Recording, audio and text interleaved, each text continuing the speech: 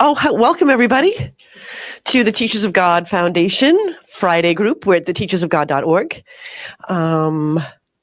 It's Memorial Day weekend for most of us here. Hopefully you get lots of cookouts and family and friends to hang out with. Welcome here. I have a few quick announcements to make. Well, we meet here every Friday morning at 10:30 Eastern time until 11:45.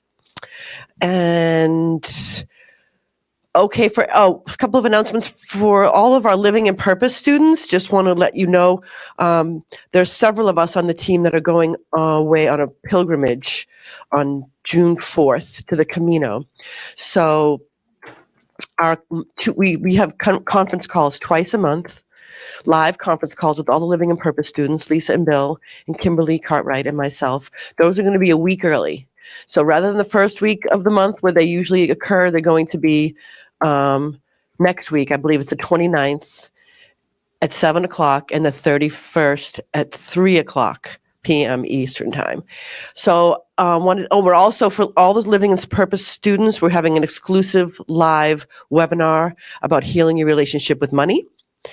That is on Saturday, June 2nd, right before we leave. So that's going to be awesome. We can't wait for that. Anyone out there in the 40-day, Lisa's doing a live webinar for you as well this coming Wednesday at 3 o'clock to 4:30 p.m. Eastern time. You'll get an email if you haven't already, and you'll see it on the Facebook page, and you can register. It'll be live, so you don't want to miss that. What else? For our Friday group here, it's going to be business as usual while we're gone. Kelly Russell's going to be teaching, and Monica Dubé is going to be teaching. We got some really cool people on camera, so we get everything covered. And I believe that's it for announcements. I'm really excited today. Bill Free is here, and he's going to be teaching us. It's going to be based on the lesson, I Rest in God. And so I'm really looking forward to that. And I would like to welcome up Nancy to read from our Cafe Gratitude book. Yeah. Thank you, Linda.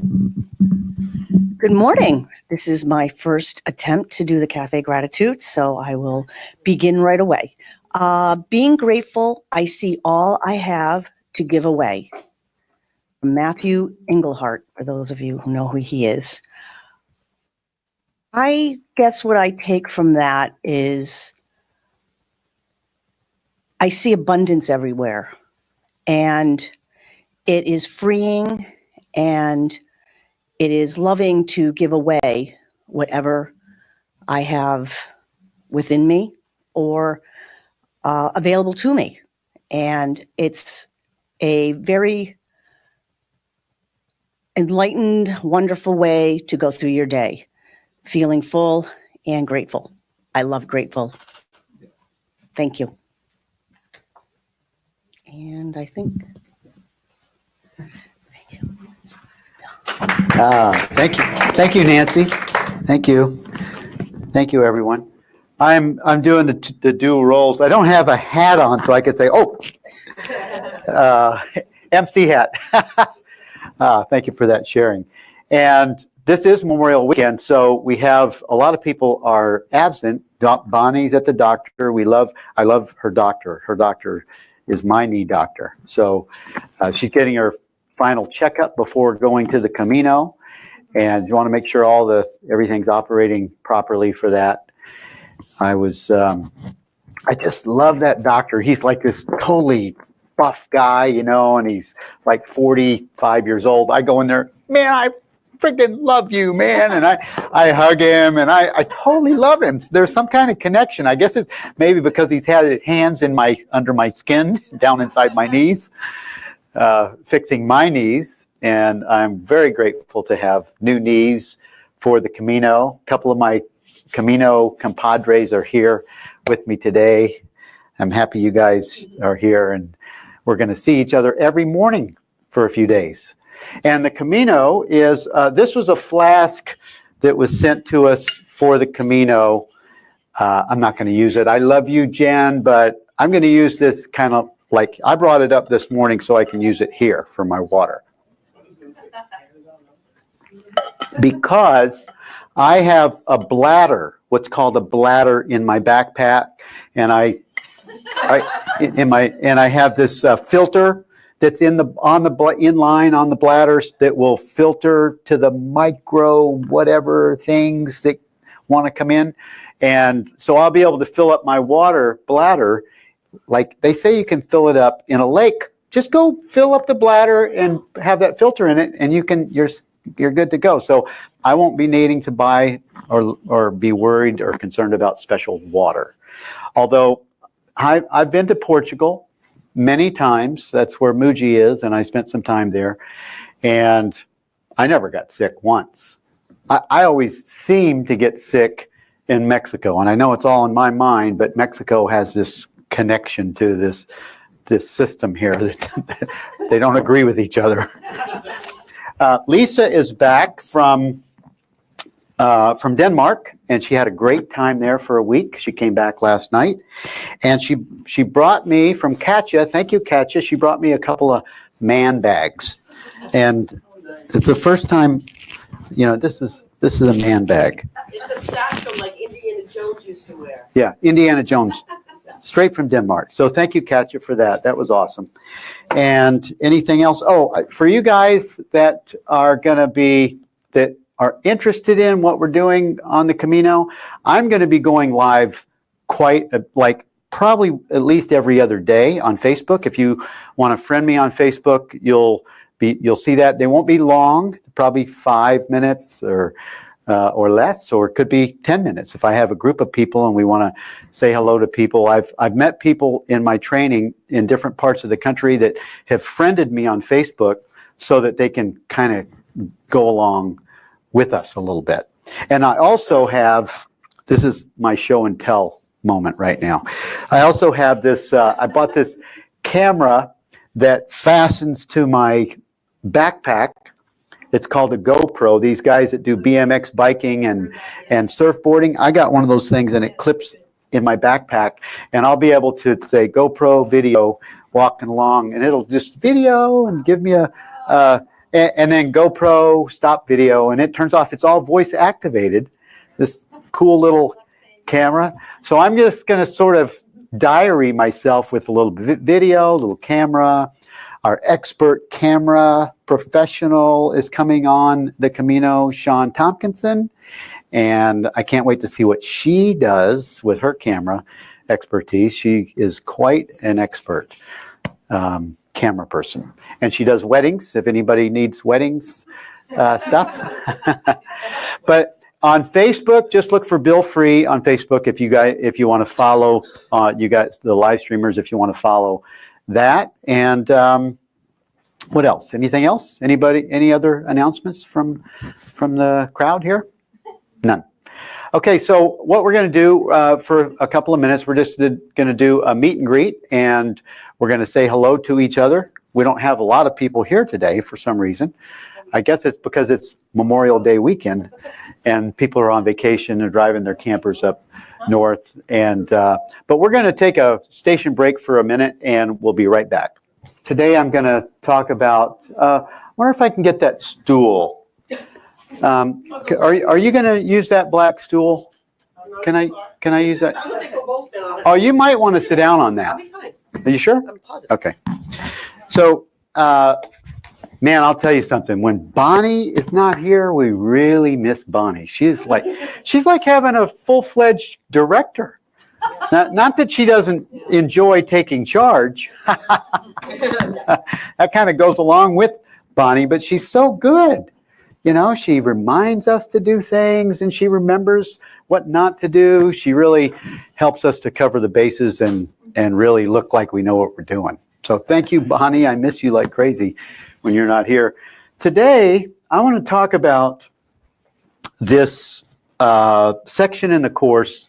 It's in workbook lesson 109. It's called I Rest in God. I Rest in God. And, you know, what does that mean to all of us? I mean, it has a deep, deep meaning. Just like many, many of the workbook lessons, it's like that one that says, I am as God created me. If you held this firmly in your mind, in just for an instant, salvation would be complete. And salvation is nothing more than the recognition of what you always are, you've always been, you never will not be. The recognition of the self. And the thing that this is why I feel that,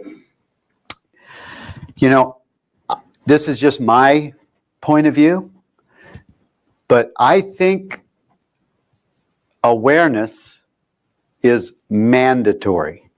I don't think it's optional. I don't think it's just a Bill Free idea or a Rupert idea. Awareness is the only way. It's the only way. If you have another way and you know of it, I'm open to a suggestion to see it a different way, but it's the only way that I have found that I actually know the being. Not Bill Free, but awareness is the only way that I can watch my thoughts. It's the only way that I can be aware of thoughts, feelings, emotions, all experiences, points of view, judgment, guilt, fear, worry, joy. It's the only way that one is able to know. It's the only way that one is able to know. And the Course doesn't the goal of the Course is not to attain knowledge. It's really to point us to knowledge. And then, in my mind, God, what is God, takes the last step. So what is God to you? To me, it used to be God was, I'm going to ask God to do this. Or, I'm going to, like today's, like the workbook lesson. It's not today's workbook lesson, but it's the one I'm talking about, 109. I rest in God. So if you have clarity around this idea of awareness, it's just a real easy way to say, when I rest in God, I rest in awareness. And I rest in God, I'm resting in, it's like the current in the ocean. If it just thinks it's a current in the ocean, it's not resting in God. That's like resting in the current. But if you're resting in, if the current recognizes that it's not separate from the ocean, then it has a recognition of its wholeness, of the fullness that it is. And I don't know, I guess maybe 10 years ago, when awareness first came to show up for me, I heard about it through this group on the West Coast called Great Freedom. And a friend of mine told me about it. Totally non-religious, non-spiritual. But they teach you to take note, teach you to notice. And actually they have, it's a fairly big nonprofit organization, and it points to this woman, I think her name is Candace O'Denver. She got a download. She was this like country club woman that had a beautiful, perfect life and tons of money, and she just was not happy. She found that she just was not happy, and she had everything. And all of a sudden, that opened her up to, like the rest of us, she was open to another way of seeing things, and she got a download on awareness that has turned into a whole huge organization. And people that are, have resistance, or they just don't want it, they don't have any interest in Bible, religious, even spiritual language, it's perfect for them because it brings them right straight to the truth of being. And that's why, in my mind, awareness is a must. It just is. It's not, because everything else is pointing to that. And I'll explain to you why I think that, why I feel that way as we go along this morning. But There's a, in workbook lesson 109, I rest in God. There's a,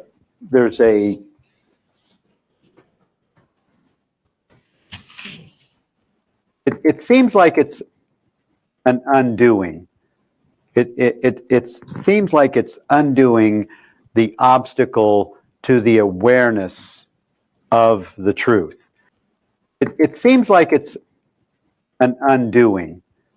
It seems like it's undoing the obstacle to the awareness of the truth.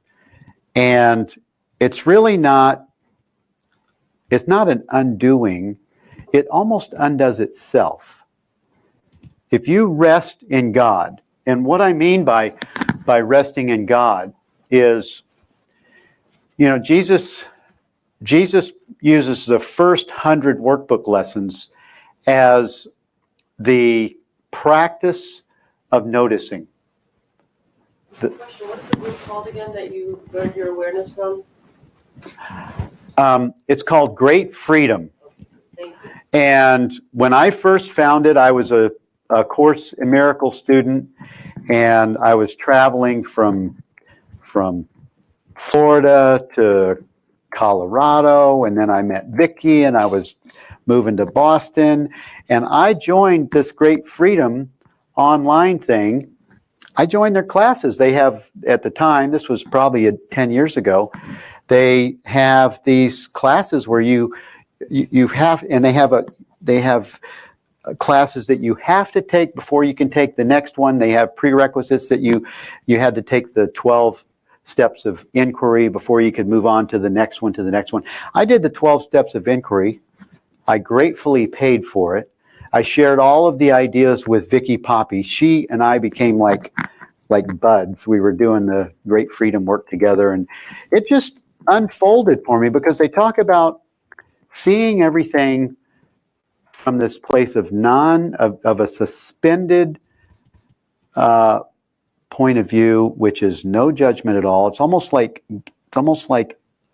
gazing, where you allow the information, you know, thoughts, feelings, emotions, beliefs, old ideas, future ideas, any kind of thing. It teaches you the experience of seeing it as a passing cloud and staying in the experience of the blue sky. Just as I've spoken before in Cameo 18, where Jesus talks about, he really speaks to the experience of awareness in that cameo when he says, when he's speaking to Helen in I Need Do Nothing, that's where that text came from, the week that elevator strike was happening in New York City. And he's teaching us how to have the busy activities of life occur while we've trained ourselves to be in the presence of awareness, unaffected by this emotionally, not giving attention to it, just knowing that it's happening. And I know that everyone knows what I'm talking about. We choose to say, hey, you know, energy is going towards that object of experience that you have made real, whether it's an emotion, some kind of an investment that you have, some kind of a personal connection with that you have. You move towards that object of attention, and you have joined it. And you've joined the time and space. You've taken yourself out of pure presence. You've taken yourself out of only being aware. And the reason that awareness is practicing the experience of awareness is so valuable is because it shows you how to rest in God as the current is in the ocean while your activities of life occur, and not to respond from a place of egocentricity, of the personal self, of the reactions. And we all do it. I did it yesterday. I did it twice yesterday. I did it the day before. And Linda busted me on it yesterday. She busted me on one yesterday. I was getting all uptight because I didn't feel like I was, I felt like communication wasn't occurring the way I wanted it to. But it had an energy with it. It had an investment in WTF, you know, what the? And I got this energy attitude. Linda busted me on it. Thank you, Linda. And I texted her. I said, thank you for that. Thank you for busting me. And we need friends. We need compadres, companions that have our permission to bust us. And I give permission to each one of you and all of the live streamers. You guys bust me anytime. I open myself up for busting. Because all it is it's illusion busting.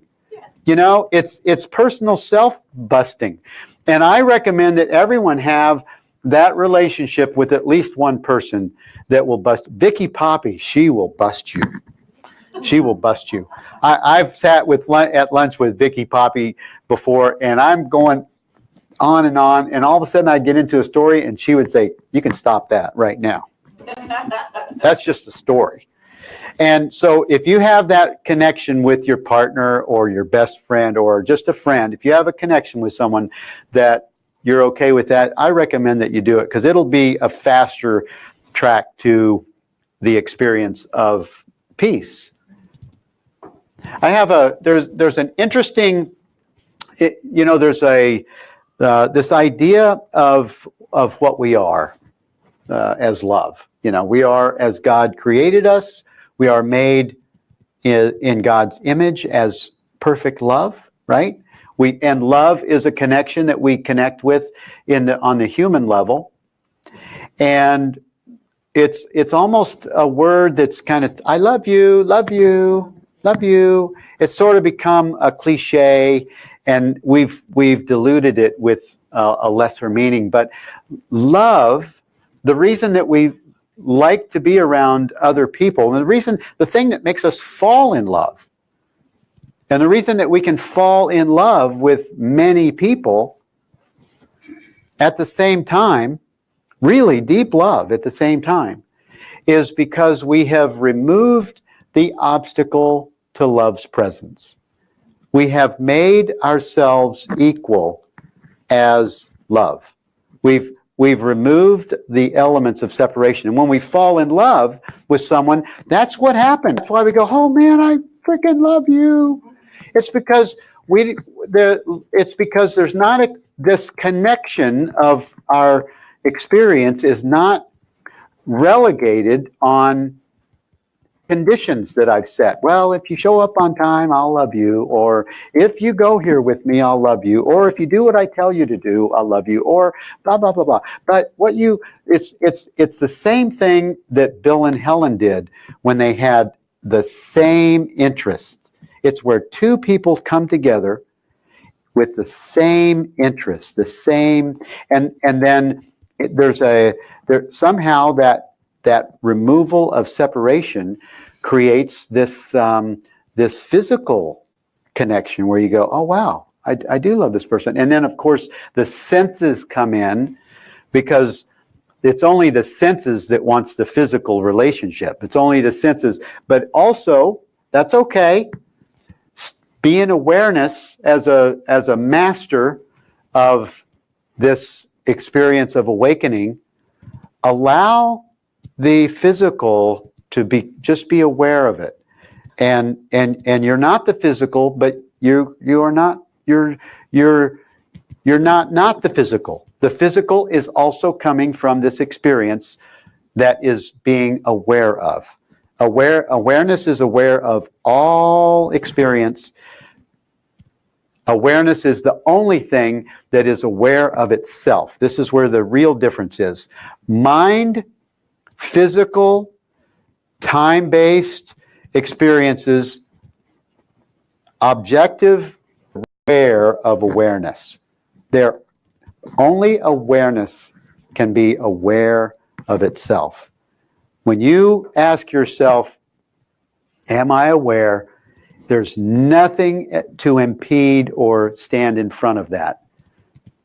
And this topic, this subject of resting in God, it's the experience that should be practiced every day, every moment.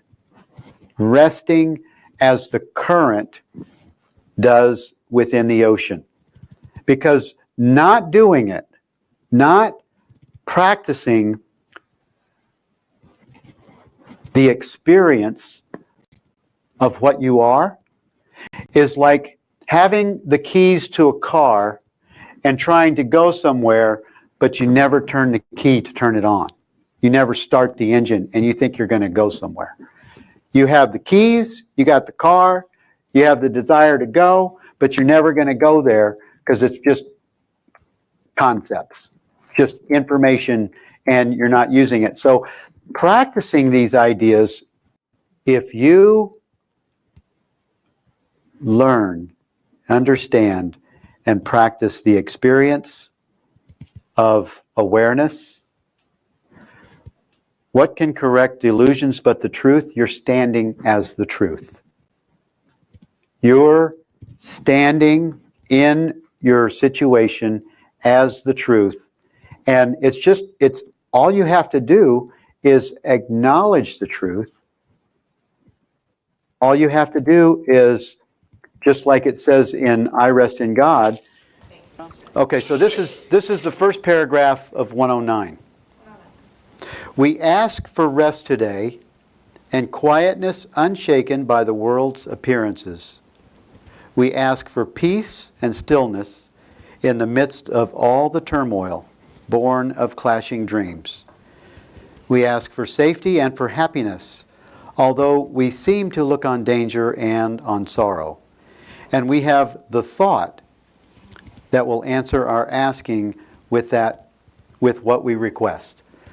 And so the point that I was making is, to rest in God, we don't need to say, I rest in God. We don't need to do any physical movement. We don't need to close our eyes. The thought alone will shift you from the personal self, from the person identity, what in the New Testament they called Jesus, when they called him the Son of Man. That was before his enlightenment. That was before his awakening, his total letting go in the desert for 40 days. After he came out of the desert, he became the Son of God. And his first miracles happened after he came out of the 40-day. And they started calling him in the New Testament the Son of God, and instead of the Son of Man. So it's going from the personal self to the essential self, the being that we are. So I rest in God it's important. It's an important aspect of knowing what we are and being what we are. And this is why I loved what Arthur was talking about last week when he was talking about awareness, and then I was able to tie it into the text in the course, and really that's what, I'm doing the workbook lessons every single day. I'm recording the workbook lessons, and as I'm recording and reading the workbook lessons, and as I'm reading the text, I'm seeing that Jesus has filled this book up with the practice of awareness. Why? Because when one of the parables that he used in the New Testament, he says, he or she, he said he who has ears to hear, let him hear. And I used to go, man, I want those ears. But it wasn't about hearing at all. And when we talk about listening to God's voice, listening, I'm listening, I'm learning to listen. Almost all of us initially go, I can't hear. And it's because it's a knowing. It's a knowing of the experience that removes the veil of personhood, of objective reality. Because what we're talking about and what we've come to find are the answer to all of our upsets is in the experience of the peace that we were searching for. And so now we're searching for this thing, peace, and we're searching for it in Muji or A Course in Miracles or Bible study or this thing or yoga or Cryon or any of these things. We're searching. That's another trap too for us. I mean, it is the ego that sort of gets us going, which is crazy. It's crazy that the ego actually is the thing that starts the search. It's like the moth going to the flame, right? It totally is. But it's just the truth. There's something that the truth is the built-in element of what we are that gives us this desire to know more. I want to know more about that. I'm curious about that. So the mind thinks it's curious. It doesn't realize that it is the moth to the flame, because it is dissolving itself into the nothingness that is our true inheritance. I found something in workbook lesson 182 that ties right into this lesson of I rest in God. And I'm going to read it in just a minute. I'll read the part that I think is really important. But this next paragraph in 109, if you guys are following in your course book, it says, I rest in God. This thought will bring to you the rest and quiet, peace and stillness, and the safety and the happiness you seek. All of those things. Right? And he says just what I said a second ago. It's just a thought. I rest in God. Pause. And when we went to Byron Katie, and she's a brilliant teacher. She does things that nobody else does. To bring you to a place of noticing and looking at hidden beliefs, hidden ideas that connect you to the personal self-identity. And one of the things that she had us do was the morning meditation every morning. Remember, Nancy? We did this morning meditation, 30 minutes every morning. This is what I plan to do. Part of the Camino is just to have this practice of just being aware, not listening to the music, not trying to get quiet, not listening to meditation, just being present and aware. And one of the practices that she gave every morning was to just do a walking meditation, and don't name things that you have a label for.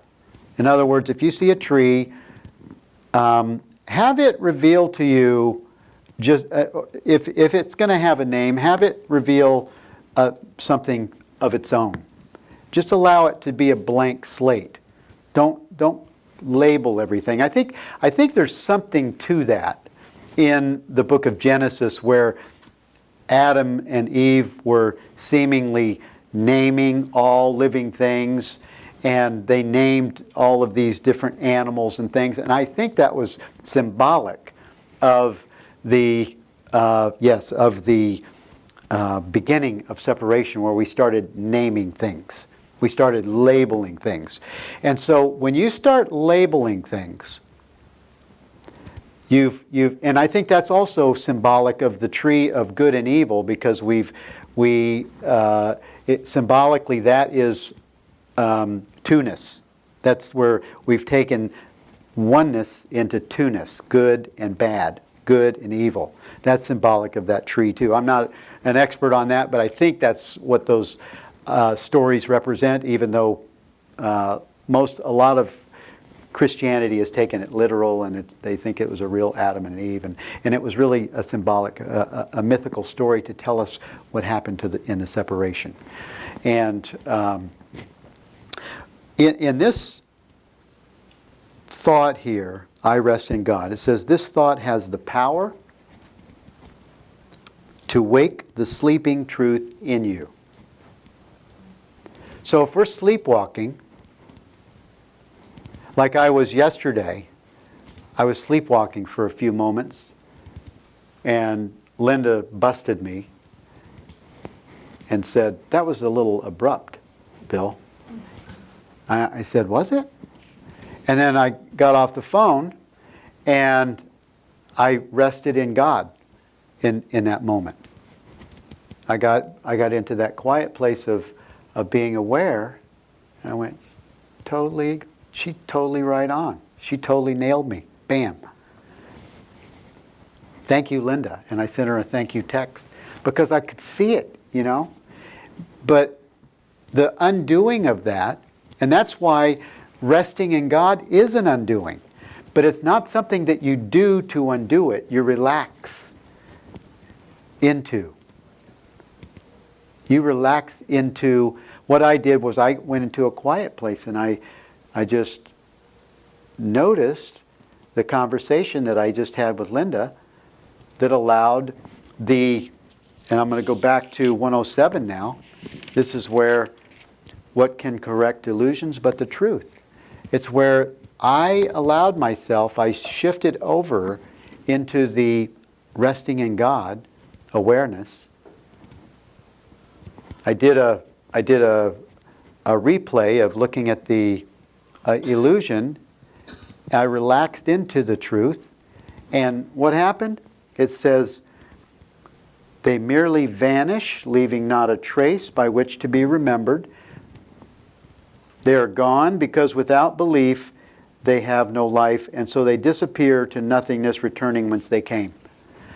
This is the brilliant, it's not magic, but it seems like it's magic. It seems like it is a miracle, a course in miracles. And this is what happened with me and you, Lisa. Lisa's watching. This is what happened with us in our relationship 18 months ago. The train was off the tracks, man.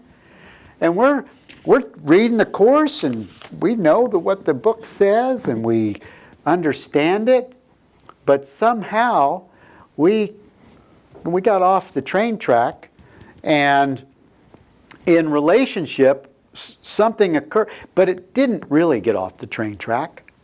The light was sufficiently coming into the vessels, into the mind of truth was sufficiently coming in, so any of that residue stuff, those illusionary beliefs, thoughts, feelings, old emotions that are buried alive, they come in, they come. If stuff happens to us, even though you're teaching the course or you're practicing these spiritual ideas and you've made it your life purpose, if stuff is in there, it has to come up. And the more you drink in of the truth, the more those hidden beliefs, those things that you can't see, they will populate your world for you with a partner that'll help you to see things that no one else will see with you, or a friend will bust you on your conversation because you want the truth. So even though it appeared to us at the time like the train was had run off the tracks, it was all on purpose because our dedication is awakening. Our dedication is the truth. And the truth will reveal all of those things. And so these ideas that are presented are just tools. They're tools to help us to take a concept and turn it into a life experience. And it takes, we have many years of getting to this point where we have a default, an ego default that says, what? You can't do that to me. Or, oh, that's wrong. Or, why is that happening? And we have a reaction to a situation based on a preference, based on the personal self-identity. And all of those things are to help us to come to the truth that this isn't our home. We're aliens here. This experience is just a blip on the map to the truth of what we are, which is timeless, eternal. And these ideas seem like they're lofty. These ideas seem like they're like, will I ever get this? And the truth is that you really don't have to. The only thing you need to get is out of the way. Amen. Yeah. I got an amen on a Friday. The only thing that we need to get is out of the way. It does take, initially it does take a teaching like the Course. It does take some, gurus are good at that if they're not pointing, if they let their, what do they call them, their devotees, if they don't point to themselves. But the Course really is teaching us to go within. And that's another word, go within. For many, many years, I didn't know what go within. How do I go within? How do I get in there or in there? And going within is relaxing into the self. It's resting in the awareness of love's presence, which is what you are. If we're always looking at a book to try to find what we are, we're going to miss what we are. If we're always seeking, thinking that's going to be it's over there. Jesus said, when they say, look over here or look over there, he said, look within. He said that in the New Testament. He was talking about the Course 2,000 years ago. And we personified him as the only Son of God. In workbook lesson 182, there's this one little section here, and the reason that these workbook lessons are so rich for me now, because I'm obsessed with the idea of awareness, because I know that's what we are, and I want everyone to see from this place of understanding, because it just seems like everything gets clear. Everything gets so crystal clear it's like, be still and know that I am God. That's in the Old Testament. Be still and know. Okay. That's a non-objective experience. And in the stillness there is peace. So that's also a non-objective idea and experience. And here's workbook lesson 182. The title is, I will be still a moment and go home. This world you seem to live in is not home to you.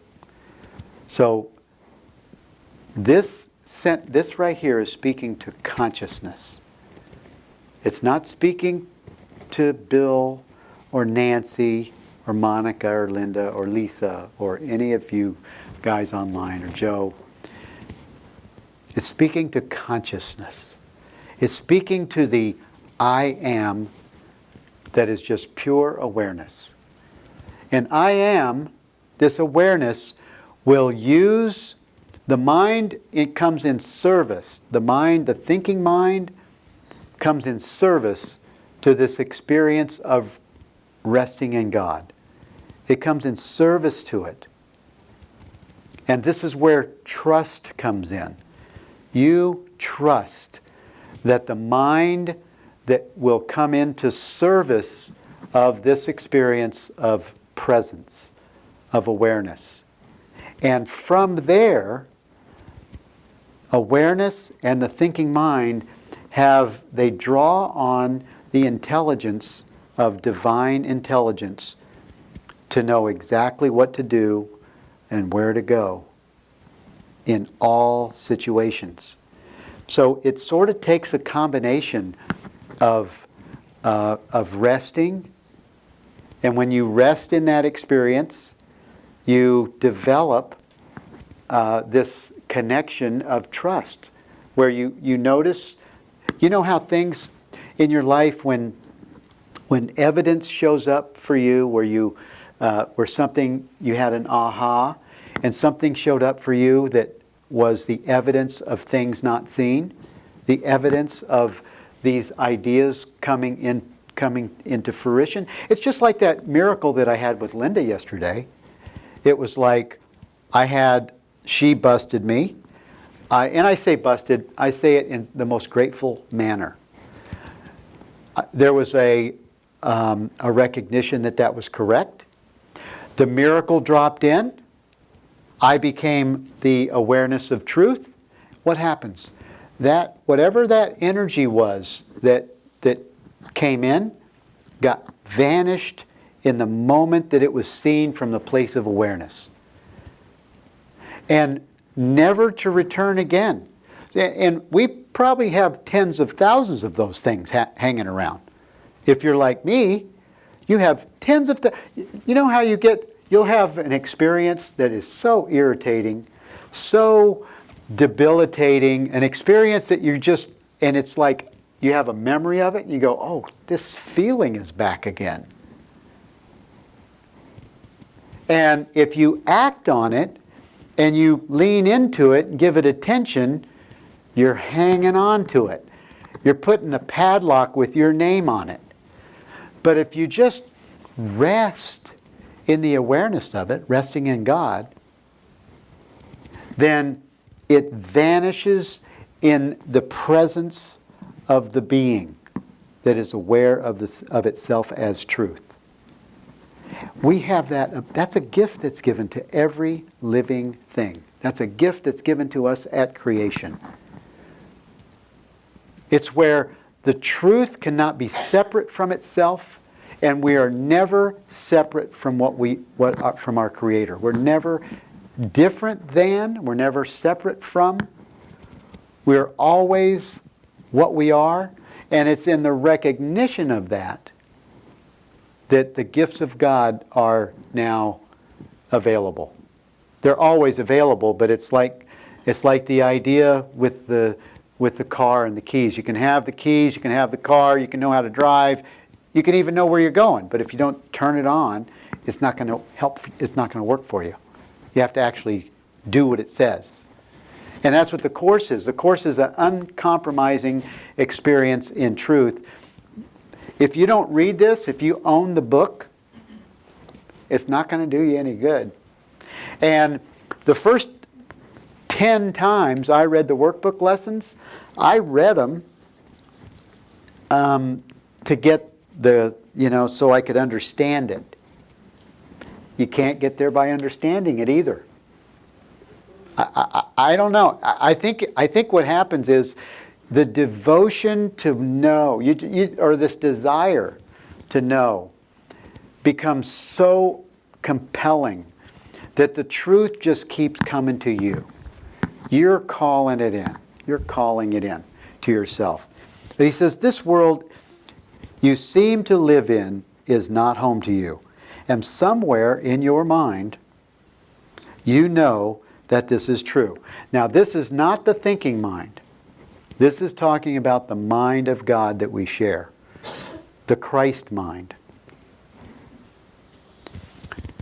A memory of home keeps haunting you as if there were a place which calls you to return, although you do not recognize the voice, nor what it is the voice reminds you of.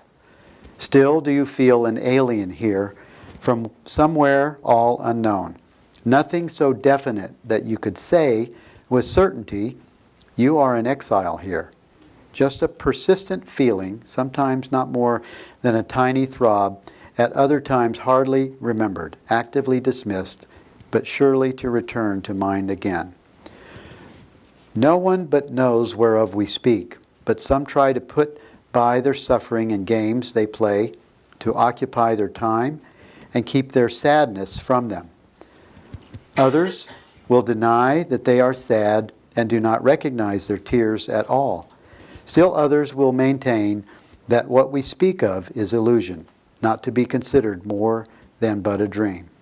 Yet who in simple honesty, without defensiveness and self-deception, would deny he understands the word we speak? We speak today for everyone who walks this world, for he is not at home. So there's no exceptions to any of this.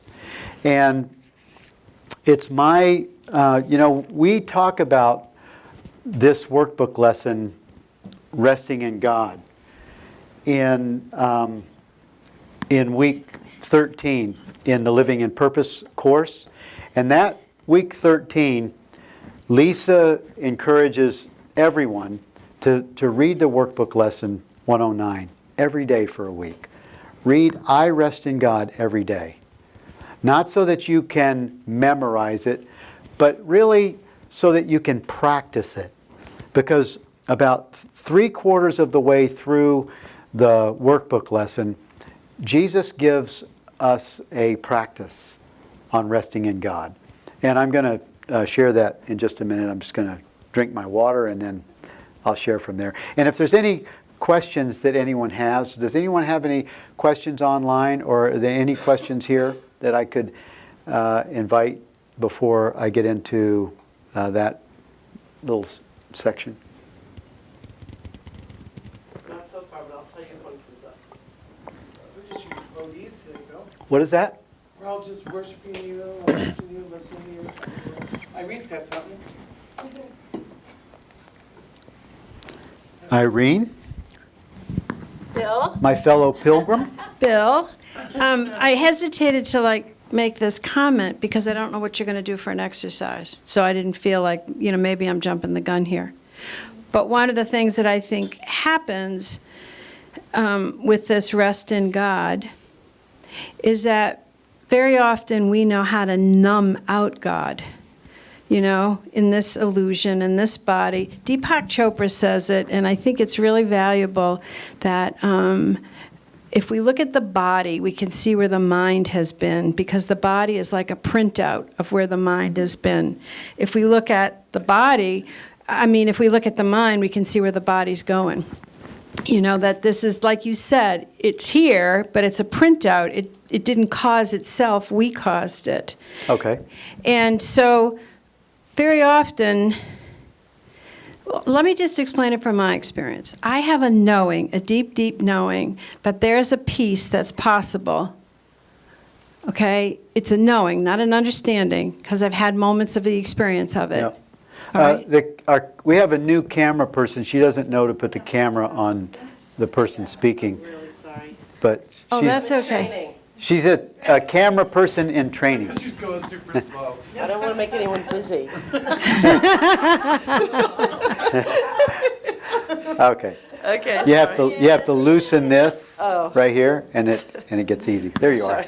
Go ahead. Can you start over? I'm sorry. No, well, you could hear it. You could still hear it. So what I'm saying is that I have a deep, deep knowing that what you're saying is true, because I've had moments of the experience of the awareness, sometimes seconds, right? Yeah. And I have also had experiences of numbing something out. Putting the idea like, I'm going to be spiritual, and shutting it down, anything that's uncomfortable, feeling like that's what I'm supposed to be doing. I just won't go there. I just won't look at that. I'll just stop Yes, that. yes. And that's a different place. And Yes. sometimes I think we get numbing confused with, Totally.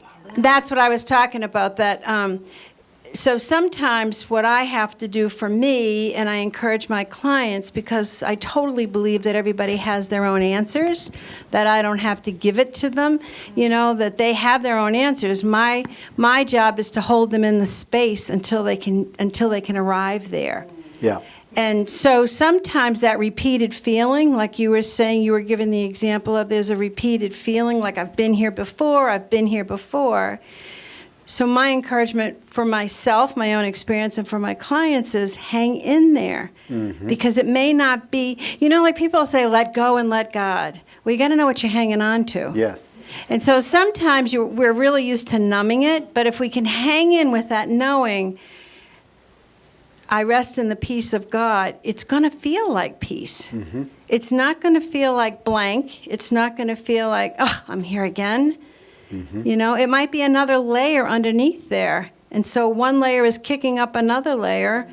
I mean, I don't know how to describe it in anything but in these physical terms. Yes. But if we trust enough to hang until the peace comes, the peace for me is just an incredible grace. That there's Yes. no other word I can use but grace. And I have to go back again and again, like I talked about in my book, is when I received a month of, I'm a recovering alcoholic, and I received a month of not drinking.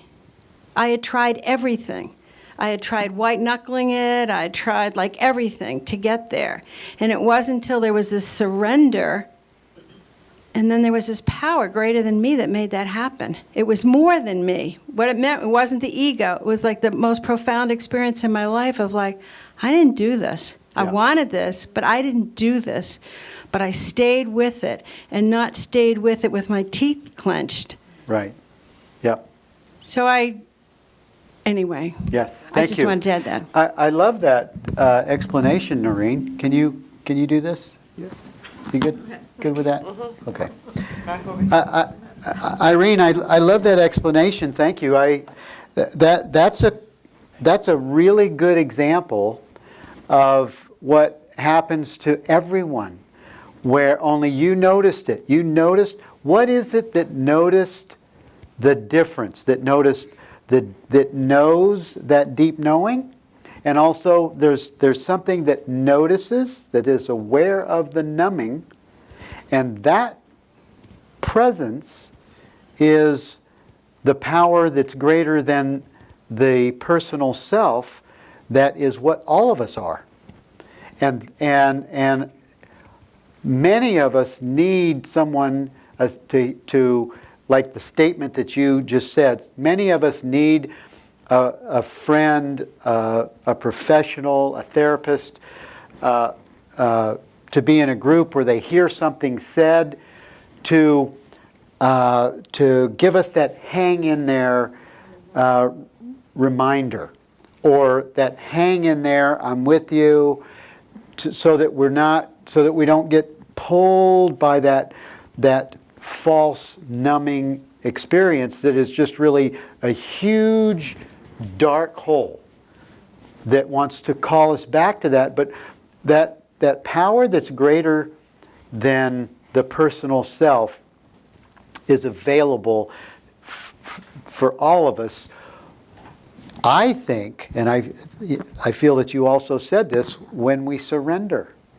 Surrender moves the dark hole out of the way, and it brings light into the experience, even if it's only for a second, even if it's only for a moment. And it's just what I read in Workbook Lesson 107, where the light comes forward, and even for a second, it dismantles the bind, the chains, the hold that had us in that experience. It was so cemented in that prison. There's a break, there's a crack and an opening to freedom. And just a second, I see that Monica has her hand up and you want to talk, but I want to make my point here. When you said surrender, and I remember when I went from being 13 years on drugs, from 13 years old till I was, or 14 years on drugs, from 13 to 27. And drugs, alcohol, I mean, speed, heroin, any kind of barbiturate, and alcohol, I would drink alcohol to come down off of these drugs that I was doing. And it was at a point of surrender at 27 years old, and I had my little 2-year-old daughter that I was a caretaker of. I'm thinking, what in the hell am I doing? You got a kid over there. And I remember I was a little bit drunk and a little bit high, but something came in surrender, and I said, God, if you're real, I need some help here. And I'd be looking over at my little 2-year-old on the bed sleeping, depending on me. But that was my surrender place. And it wasn't maybe 2 or 3 months later that I became a Christian. I asked Jesus to come into my life, and I did that whole thing in Christianity. But it totally took it removed the drugs from me. It removed the alcohol. I had something that I was able to attach myself to that took me from all those teenage years and early adult years of drug and alcohol use and the freedom that I was seeking. So that I didn't know anything about God, A Course in Miracles, anything spiritual. I needed help. And so the truth, the answer will come to wherever you are if your heart is truly desiring freedom, I think. And you were going to say? I was going to say that also beside Microphone. I was going to say, along with, very good job, Linda. Good job, Linda. I was going to say that along with the word surrender can also be used the word, like maybe a step before that if people are having difficulty with it, and that's compassion for yourself. Yes. When you start to find compassion for yourself, you start to dissolve some of that resistance. Because we can get into, I'm not going to speak for others, can get into such a judgmental place about, why aren't I doing it right? Why didn't I get it right? How am I here again? Rah, rah, rah, rah, rah, rah, you know, and that opening is a softening for self. Mm-hmm. Anyway, Yeah. Monica. Thank you. Monica, the mic is all yours. Thank you. You want to come up here? Okay. Linda's got it. Look at this. I'm going to move around. Yay, Linda! No, I don't know what I was going to say now because that was just brilliant. Like, I just feel like the stories of where you did surrender your addiction to God because you couldn't do it anymore. Yeah. I've been writing about it for me too because I didn't have an addiction to a substance, but I was addicted to fear, and codependence. And I think what happened was I realized the anxiety had gotten so bad I couldn't sleep. I just treated a 10-year-old yesterday for the same thing, and I'm just so grateful. Like this fear just comes over you, right? It just comes over you sometimes, and you don't know what to do. And for me, it was like, I need a solution. I don't care what it was. I really didn't care what it was. I just knew I needed help. I was in pain, and I deeply asked for help. And what I was shown was that my thoughts are the problem. I mean, it seems really simple, but Amen. it's 30 years later, and I'm still working with my thoughts. You know, I mean, Yes. this is a lifelong process, and if you really do want the peace of God, it's a commitment to really doing the work, and the inner work is profound. You know, you can undo 12 years of guilt like I just did about my kids within 30 minutes. If you do a process like Byron Katie's process is brilliant. The rest in God, brilliant. But to truly rest in God, you have to let go of what you think you even know or what you think you want. Mm-hmm. You know, it's really like let go of the whole thing, because the you that's trying to figure it out and trying to work it out, trying to make it happen is the problem. I say that all the time, but it's like really just step back. You know, it's really trusting there is a power greater than myself. There is a loving God, and I have to become God dependent instead of codependent. Yeah. I love that. Yeah. Because God dependency is the answer, Amen. and it is within you, but you don't know that when you're in pain. And so, keep at it. Yeah. Thanks. Thank you. Yeah. Thank you. Yeah, there's this workbook lesson, I Rest in God, is just one of many tools that we use to remember the truth, to have a practice initially that brings you into the remembering of the truth. There's so many. That's why meditation can be helpful. Meditation, breath awareness is a practice. I used to think, breath awareness, what do you need breath awareness for? What are you trying to be aware of? Well, you're only trying to be aware of awareness. Breath awareness is not to watch the breath, it's to notice the awareness of the breath. And it's a practice of being. And this idea of resting in God, this is the most powerful surrender, remedy, prescription. It works. It's like Monica was just saying, 30 minutes in this situation of doing the Byron Katie work, you stop and you look at the experience. And if it's only for a moment, is it true? Is it true?